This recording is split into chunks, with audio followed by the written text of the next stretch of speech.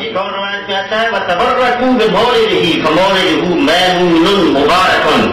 اللہ رب العزت نے فرشتوں کو حکم دیا کہ تم ان کی ولادت باسعادت سے برکت حاصل کرو، اس لیے کہ ان کی ولادت باسعادت سراپا یمن اور سراپا برکت والی ہے. مبارک اللہ رب العزت نے ارشاد فرمایا.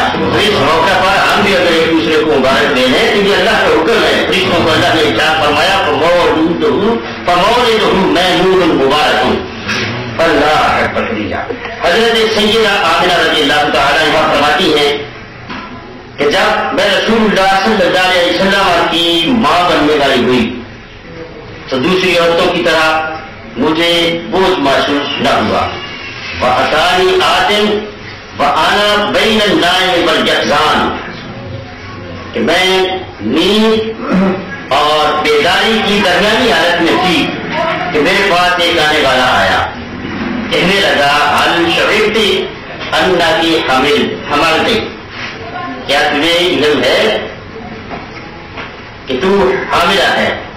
فَكَأَنِّي أَقُولُ مَا أَدْرِي. حضرت آمنہ کہتی ہیں کہ میں نے اس کے جواب میں کہا مجھے تو علم نہیں ہے. تو وہ کہنے والا کہنے لگا انک حملت بسید هذه الأمة ونبيها، کہ تو اس امت کے سردار اور اس امت کے نبی کی ماں جو ہے بننے والی ہے، اس امت کے نبی کی ماں بننے والی ہے. اللہ اکبر. آمنہ فرماتی ہے کہ ولادت کا زمانہ جو قریب آیا مجھے خواب آنا شروع ہو گئے. خواب میں کوئی آ کر کہتا انک حملت بخیر البریہ وسید العالمین، کہ آمنہ تو مخلوق میں سے سب سے بہترین شخصیت اور تمام جہانوں کے سردار کی ماں بننے والی ہے. وَإِذَا بَلَغْتِهِ فَسَمِّيهِ أَحْمَدَ وَمُحَمَّدًا، اور جب تم اس بچے کو جنم دے لے تو اس کا نام احمد اور محمد رکھ دینا. وَعَدِّهِ عَلَيْهِ هَٰذِهِ. اللہ اکبر اللہ اکبر اللہ اکبر. اور پھر ساتھ ساتھ حکم تھا کہ ایک تعویذ نمازی جو ہے وہ عطا کی گئی اللہ کی طرف سے کہ جب وہ پیدا ہو جائیں کہ ان کے گلے میں ڈال دینا. اللہ، جس کے اوپر لکھا ہوا تھا اعوذ بالواحد من شر کل حاسد، کہ میں اس شخصیت کو اللہ وحدہ لا شریک کی پناہ میں لیتی ہوں ہر حسد کرنے والے کے شر سے. سیدہ آمنہ رضی اللہ تعالیٰ عنہ فرماتی ہیں کہ جب آپ نجوان صلی اللہ علیہ وسلم کی ولادت باسعادت کا وقت قریب آیا تو بہت ساری دراز قامت حسین و جمیل عورتیں دیکھی گئی. میں نے کہا کہ تم کون ہو؟ ان میں سے ایک نے کہا کہ میں آسیہ ہوں. اللہ. دوسری نے کہا کہ میں مریم بنت عمران ہوں اور یہ ہمارے ساتھ جنتی ہوئے ہیں. اللہ.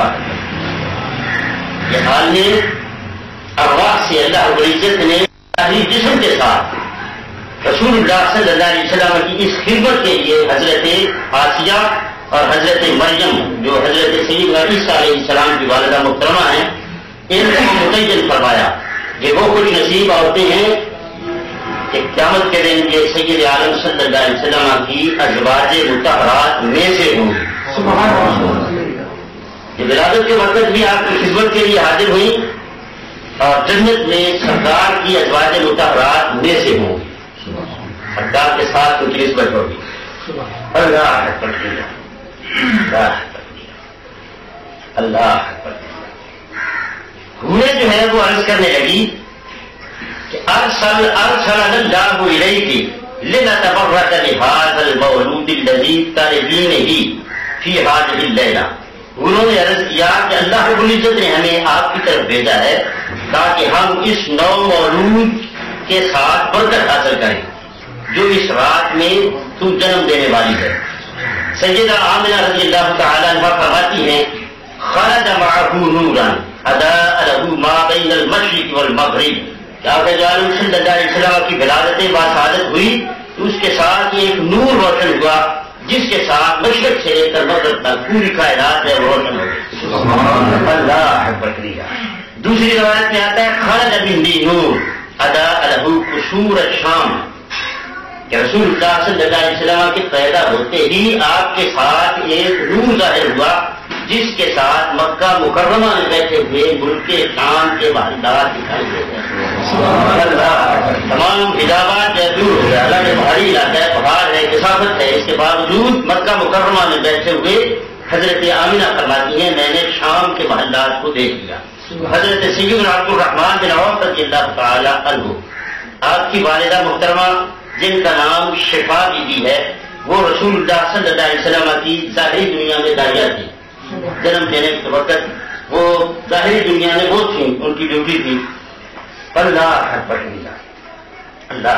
وہ فرماتی ہیں کہ ولادت باسعادت ہوئی تو میں نے رسول اللہ صلی اللہ علیہ وسلم کو اپنے ہاتھوں میں لیا تو ایک آواز آئی رحمک ربک، آپ کہا آپ پر رحمت نازل فرمائے۔